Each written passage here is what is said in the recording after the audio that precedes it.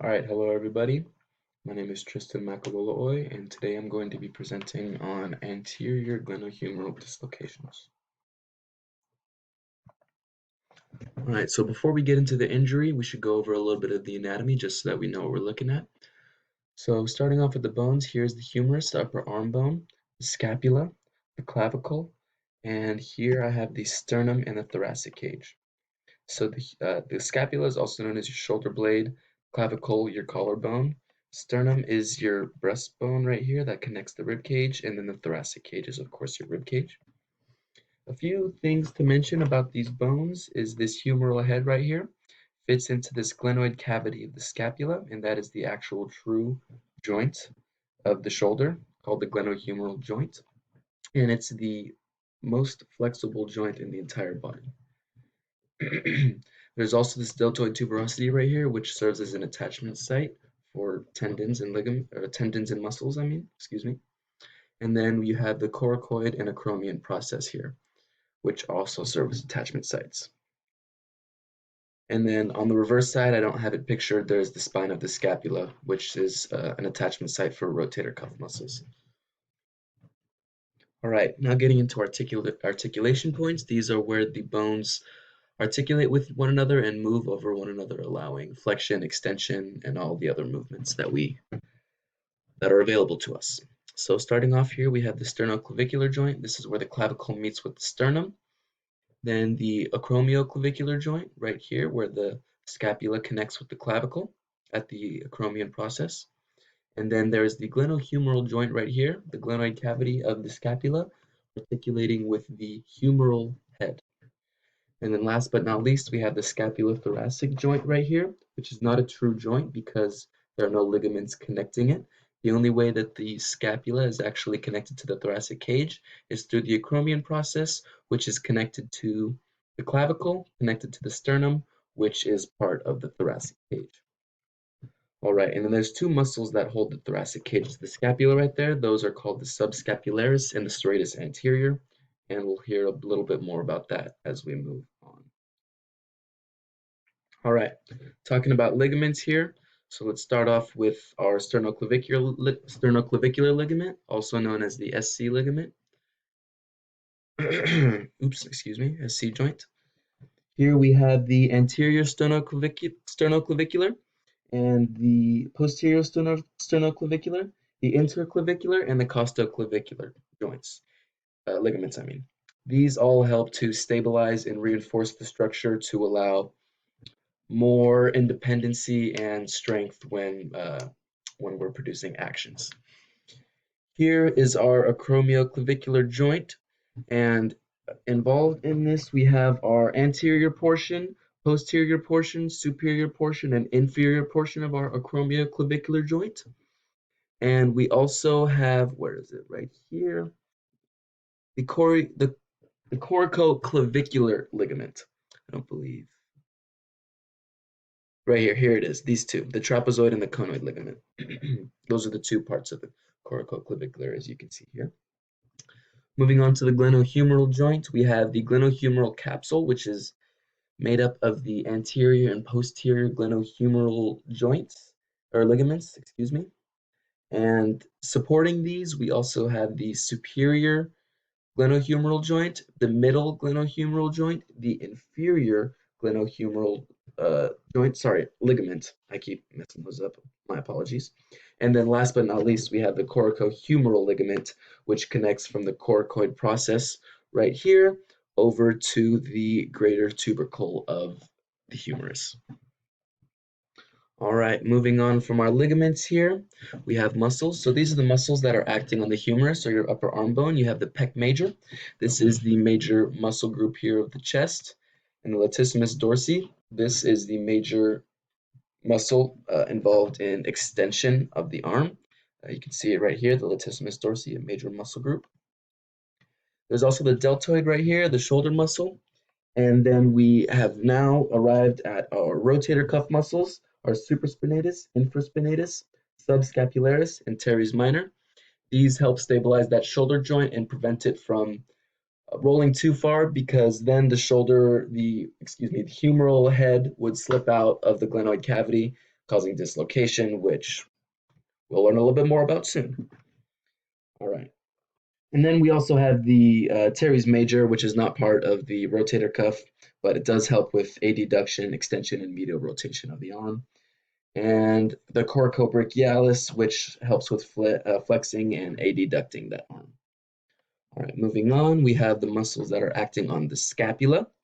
You have the trapezius, which is the major, most superficial of these muscles that are acting on the scapula. You have the rhomboids, the rhomboidus major and the rhomboidus minor here, which both help with finer control of lifting that scapula, elevating that scapula along with the trapezius. The levator scapula, another one that helps lift the scapula towards the head here, connecting up high on this vertebral column here. And last but not least, we have our pectoralis minor and our serratus anterior, both which help to stabilize that scapula and provide a little bit more strength in our movements. Here you can see the serratus anterior and the latissimus dorsi connecting up. The serratus anterior also helps with abduction and rotation. All right, moving on from our muscles here. So this is our injury situation. A hockey player is in the middle of a game and it's turning hard to get back into the play when an opposing player sweeps his feet out from underneath him. Falling on an outstretched arm, the player immediately feels a searing pain and skates to the bench to get up. After getting up, The athlete calls for the athletic trainer who begins Hobson's procedure. Now, before we get into our hops procedure, I just wanted to share a little bit more about the mechanics of ice skating here. So when you're going to turn, you don't turn your feet. You wouldn't externally rotate or internally rotate them. What you would do actually is just keep them straight forward and lean your body to the right to turn right, lean your body to the left to turn left. So as you can see here, the player is making a hard right turn. And imagine that his feet get swept out from under him towards his left or towards the right as we're looking at the picture. He would then land on his extended arm if he tried to catch himself, which would be his right. And that is our mechanism of injury. Moving on. All right, we have arrived to our history, and here we just want to talk to the athlete and gather as much info, ask as many questions as we can about the affected area that we think will give us some more information as to what might be injured. These are just some example questions right here. Moving on to our observation and palpation, you want to look for obvious deformity, your 5 cardinal signs. Is everything symmetrical? Are there any deformities? Posture is all good. Moving on to the palpation, you want to feel all these bony prominences, the clavicle, the coracoid and acromion processes, the scapula, and feel on the humerus. Make sure that there's no broken bones, any crushed bones or anything like that. And also you want to feel the ligaments and muscles and tendons of the soft tissue that we just went over a minute ago. And our special tests. Okay, so here we are going to do the actual meat work of finding out what we believe is injured in the athlete. So we're going to start off with active and passive range of motion. First of all, what we're going to have the athlete do after they've taken their equipment off is move the shoulder in flexion, adduction, extension, abduction, internal and external rotation by themselves. Then we're going to have them relax that shoulder, and the athletic trainer is going to do the same motions, but they're going to be controlling the movements the whole time. And there's next the load and shift test. You stabilize the scapula and apply anterior and posterior pressure with your thumb and forefinger to assess how far the humeral head translates off of that glenoid cavity there. Next up, we have the anterior and posterior drawer tests. For the drawer tests, you have the patient lie on their back with their shoulder abducted 45 degrees, horizontally adducted 10 degrees, and externally rotated 10 degrees. And you test to see if there is any lack of stability there. Moving on to our sulcus test. So you have the patient sit down with their arm by the side, and you pull down on the elbow. And a positive test would be an appearance of a depression below the acromion process, which we call a sulcus. Hence the name sulcus test. The apprehension test. This is a test to see if there has been any instability of that joint. So you want to have the arm abducted 90 degrees and then slowly and gently externally rotate that arm. And if the patient has any pain or apprehension, that is a positive test, and that means that there has been instability or there is no longer full stability of that glenohumeral joint. The clunk test. So you want to provide an anterior force to the humeral head, so push that head forward while passively abducting and externally rotating that arm. Then the trainer will circumduct and feel for a clinking sensation. If there is that clunk or click sensation, that is a positive test. That could mean that there is a tear in the glenoid labrum. Now, these supraspinatus tests are basically you hold the arm in different ways: internal rotation, external rotation, abduction, horizontal adduction, and you just want to push down, inward, and outwards on these different positions of the arm to test for weakness of the supraspinatus muscles. All right, so these are just some sample responses that the athlete might give. The pain was in the back of the shoulder, in the rear, on the posterior capsule. For several minutes after the injury, the arm felt dead and could be moved minimally at best. This is known as dead arm syndrome and happens actually after, usually after anterior-inferior dislocations. The pain is initially very sharp and fades to dull if the shoulder resets itself or reduces itself, or if it is reduced by the athletic trainer. The patient had, this is just an example of like my own injury. When I was a freshman in high school, I injured my clavicle. I broke my clavicle, and but it was fully healed.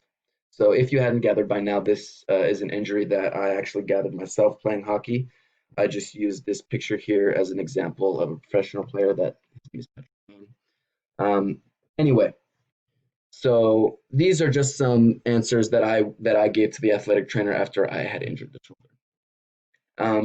There was a flattened deltoid contour. So this objective is basically what the information that you gather from your inspection of the shoulder and from the answers that you got from your history questions to the subject. There was a flattened deltoid contour. You could see the humeral head. The arm was abducted and externally rotated to provide a little bit of pain relief. Positive apprehension test. So there was apprehension with that 90 degrees of abduction and external rotation, which means that there is instability of that glenohumeral joint. There was a positive anterior drawer test, positive sulcus, and a positive clunk test as well. This strongly shows that there is instability in that glenohumeral joint and that there's possibly a tear in the glenoid labrum. So from here, you can determine, I have determined that there was anterior dislocation of the GH joint, possible multi-directional instability, as the mechanism of injury calls into question whether or not it was just anterior or it could have possibly been an anterior inferior dislocation. The positive apprehension tests and the other positive tests agree with this conclusion. The shoulder, when I had done this injury, I was on my way back to the bench and I reduced it myself. Probably not the safest thing, but it's what happened. The fall on the outstretched arm and the description of pain completely line up with the usual dislocation description. Excuse me. All right, and the short-term plan would be to reduce it by a physician, but it had already been reduced. Immobilize and rise for 4 weeks, isometric exercises while in sling, and refer for an X-ray and MRI just to make sure that all of the injury is assessed. And before I let you go, guys, I'm going to make sure that I discuss another possibility with these anterior-inferior dislocations. There's risk of future instability as Bankart lesions can form. Bankart lesions are a permanent defect in the glenoid labrum, which provides a lot of possibility for future instability, which, along with another possibility of formation of a Hill-Sachs lesion. When there's the dislocation, the humeral head is pressed down against the glenoid rim with force, and this compresses the humeral head a little bit, and allows it to form a little bit of a dent. That's called a Hill-Sachs lesion. So with the Bankart lesions